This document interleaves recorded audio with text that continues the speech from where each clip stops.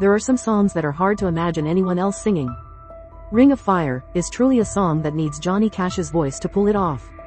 And Respect is now completely synonymous with Aretha Franklin. But would you believe that neither of them was the original singer or songwriter on their top hits? Many musicians borrow styles, tunes, and in some cases, they take entire songs from others and play it in their own style. It's so common that many people don't realize their favorite singer's hit songs are actually covers. Whitney Houston's version of I Will Always Love You has been described as an anthem of the 1990s. She recorded it for the 1992 film, The Bodyguard, and it proceeded to spend 14 weeks on the #1 spot on the Billboard Hot 100. Her version is also the best-selling single by a woman in history. The song was originally written and recorded by Dolly Parton in 1973, in which it charted at #1 on the Billboard Hot Country Songs chart twice. Once in 1974 and again in 1982 when she re-recorded it for the film The Best Little Whorehouse in Texas. Even though the Beatles are considered to be one of the most influential bands of all time, it doesn't mean that all of their hits are original. Twist and Shout appeared on the group's first UK album Please, Please Me, and released as a single in 1964. Although the Beatles version is the most popular, they're actually the third band to record the song. The first was The Top Notes in 1961, yet the Everly Brothers made it a #1 hit with their cover of the song in 1960. To this day, Cyndi Lauper's Girls Just Wanna Have Fun remains one of the most popular female anthems out there. Just about everyone knows Lauper's rendition one way or another, so it's surprising to learn that it was actually written and recorded by Robert Hazard in 1979. Lauper released her cover in 1983 as her single for her debut album She's So Unusual and peaked at #2 on the Hot 100 chart. Her version went on to receive Grammy nominations for Record of the Year and Best Female Pop Vocal Performance. Although Hound Dog has been recorded over 250 times, the most popular version by a long shot is Elvis Presley's. Recorded in 1956, it became one of the best-selling singles of all time and is considered to be one of the most important songs in rock and roll history. Topping the charts for 11 weeks, it set a record that lasted for 36 years. The song was actually written by Jerry Leiber and Mike Stoller and then recorded by Willie Mae Big Mama Thornton in 1952. It turned out to be the biggest song of Thornton's career, selling over 500,000 copies. Soft Cell began performing Tainted Love at live shows before they decided to release it as a single in 1981. The song went on to become the best-selling single in the UK of that year and spent a record 43 weeks on the Billboard Hot 100. However, Soft Cell cannot be credited for the song. It was first written by Ed Cobb and then recorded by Gloria Jones in 1964. However, her version of the song remained relatively unknown until it re-emerged in 1976. She then re-recorded the track in hopes of it gaining attention, which it did by Soft Cell. In 1983, UB40 came out with Red Red Wine, a light reggae track which topped the Billboard Hot 100 as well as the UK singles chart. Although they were not the first group to cover the song, their version had the greatest impact. Neil Diamond was the writer and the first person to record the track back in 1967. The song was then covered by Peter Teteroe of T-Set, which was a hit in the Netherlands. Tony Tribe then released his own rendition which added some reggae, in turn influencing UB40. In 1989, Rod Stewart released the track Downtown Train as a single which soon peaked at #3 on the Billboard Hot 100 chart. The song also charted #1 in Canada and in the top 10 on the UK singles chart in 1990. Stewart even received a Grammy nomination for Best Male Vocal Pop Performance for the song that same year. Yet, the song was a cover by Tom Waits, who released the track on his album Rain Dogs in 1985. This wasn't the only original song by Waits that was beaten out by covers.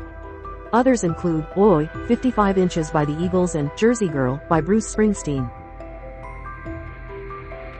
After the release of the film Shrek in 2001, Smash Mouth's version of the song, I'm a Believer, became an instant hit among the youth of the time. It peaked at #25 on the Billboard Hot 100 although did better in other countries. The song was originally composed by Neil Diamond and then recorded by the Monkees in 1966. The Monkees version remained at #1 on the Hot 100 for 7 weeks and was the best-selling record of 1967. With so many pre-orders, the song went gold within 2 days and has sold more than 10 million copies worldwide. Although Ring of Fire is one of Johnny Cash's most well-known and praised songs, it was actually written by his wife June and Merle Kilgore for June's sister Anita. The Carter family then recorded it in 1962. After not much success, Johnny Cash tried his hand at the song a year later. It appeared on his 1963 album Ring of Fire, the best of Johnny Cash, topping the chart of the Billboard Hot Country Singles. Rolling Stone later named it the number 87 on their 500 Greatest Hots of All Time and number 27 on their list of the 100 Greatest Country Songs of All Time. One of the 1980s most iconic music videos featured Toni Basil dancing around in a cheerleader uniform to the song, Mickey. Basil released the song as a single in 1981 in the UK with no luck, only to re-release it in 1982. It then reached number 2 on the UK charts and number 1 in Australia. When the song finally made it to North America, a year and a half after its original release, it topped the charts in the US and Canada. The original song, Kitty, was released in 1979 by the UK group Racy for their debut album Smash and Grab. Basil changed the lyrics to Mickey to make the song about a boy. Released on her 1967 album I Never Loved a Man the Way I Love You, Respect grew to become one of Aretha Franklin's most popular songs. It was at the top of the Billboard Pop Singles chart for 2 weeks and 8 on the Black Singles chart. It became her staple song, winning 2 Grammys and is considered one of the greatest songs in R&B history. Yet, the song was originally written and released by Otis Redding in 1965, as a song about a man who wanted respect from his wife for his hard work. Franklin changed some lyrics, added her own pizzazz, and created the song we know today. Appearing on her 2008 album, I Am, Sasha Fierce, If I Were a Boy, managed to make it to the top 10 on 25 different singles charts internationally. The song peaked at number 3 on the Hot 100 and to this day is Beyoncé's best-selling single in the United Kingdom. The track was written by BC Jean and Toby Gad and recorded by Jean. However, her record company rejected her record, so Beyoncé took it over. Jean was angered when she learned Beyoncé was releasing it as a single, but they later reached an agreement. The rock band The Arrows released I Love Rock and Roll in 1975, their take on the Rolling Stones hit, It's Only Rock and Roll, But I Like It. Although it was first recorded as a B-side, it was later re-recorded to achieve a side status. Joan Jett saw The Arrows perform the song on their weekly UK television show and loved it. So, she eventually recorded a cover of it with her band The Blackhearts, and their version was number 1 on the Hot 100 for 7 weeks. Billboard went on to rank the song as the number 3 song of 1982. In 2016, Jett's cover was inducted into the Grammy Hall of Fame. Included in Manfred Mann's Earth Band's 1976 album, Raring Light, Blinded by the Light, went on to top the Billboard Hot 100 as well as the Canadian RPM charts. While most people know the Manfred Mann's Earth Band's version, not everyone knows that it was initially written and recorded by Bruce Springsteen. The song was a single and first track for his 1971 album Greetings from Ashbury Park. Numerous other groups have ridden on Springsteen's coattails for hits such as Patti Smith, The Pointer Sisters, and more. Killing Me Softly is quite the song, as it has been successful 3 times by 3 different artists. The song was first recorded by Lori Lieberman in 1971 where it achieved minor success. However, when it was covered by Roberta Flack in 1973, it became at number 1 in the United States and Canada. However, the third time was the charm when the Fugees did their own rendition in 1996. The song went number 2 in the US and topped the charts in the UK, becoming the country's best-selling single of 1996. They also won a Grammy in 1997 as well as an MTV Music Video Award. Don't Shaw was released on the Pussycat Dolls' debut album PCD in 2005. Although some rebuked Busta Rhymes' appearance on the track, the song reached number 2 on the Hot 100 and number 1 on the US Hot Dance Club Play and Population 100 charts.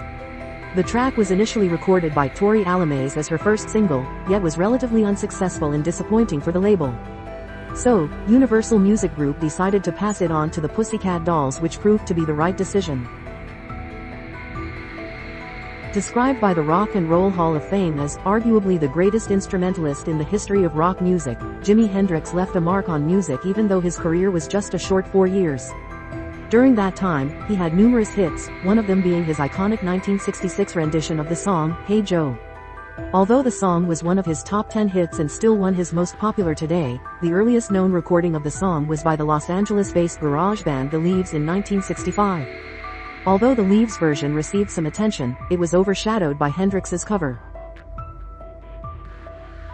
Gloria is an original song by Italian singer Umberto Tozzi, who recorded it in 1979. Just a few years later, Laura Branigan's producer encouraged her to do a cover of the song. They made some changes to the track, with Branigan claiming she and the team gave it the American kick and rewrote the lyrics, and off she went.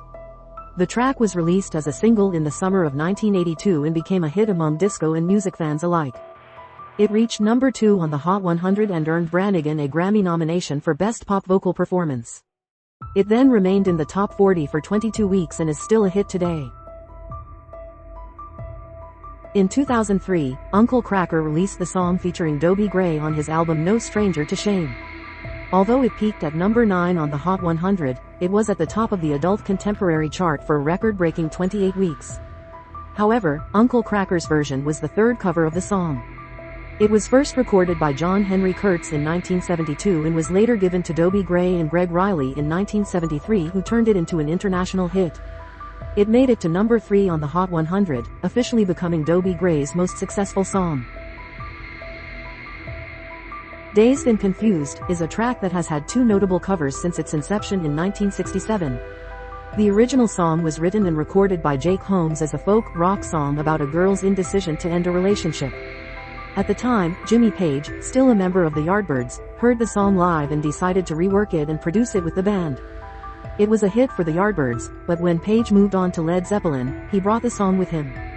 Led Zeppelin's cover soon became one of their most popular tracks and is the most well-known of the 3.